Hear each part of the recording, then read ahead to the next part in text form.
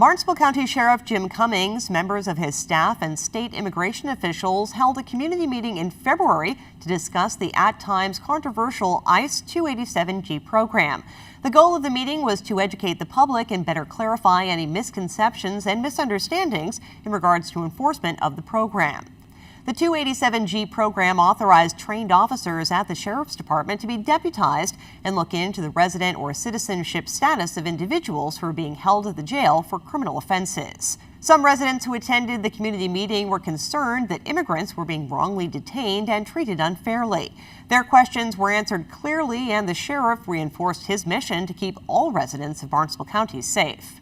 Whatever your ideological bent is or your political persuasion, if you were there to get information that you didn't have, ask a question that you didn't know, I think you walked out at least having an understanding of how the other side feels, what they believe, and why they believe it. And that's a positive thing for our community.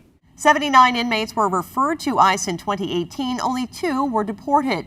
In the past 7 months, less than 1% of booked inmates were referred to ICE. Offenses range from sexual crimes against minors, rape, assault, and intent to murder. We have 2 things. We have someone who's in the country illegally, overstayed a visa or went over the Rio Grande, and they've committed a straight crime that a judge is holding somebody on bail. And so these people are criminals. They're criminals in however you want to define it. And when we take those people off the streets, just like when we take an American citizen off the street who has committed a crime, hold them on bail, or give them a sentence, there's a lot of purposes of that. But one primary purpose is public safety.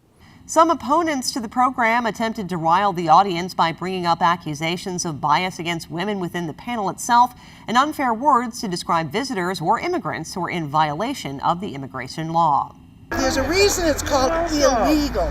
You've got to believe in the laws if you're going to have a country, and I believe in the laws, and I believe in immigration because I'm a first-generation immigrant. We think not only that 287G we got to get rid of, but we got to abolish ICE altogether.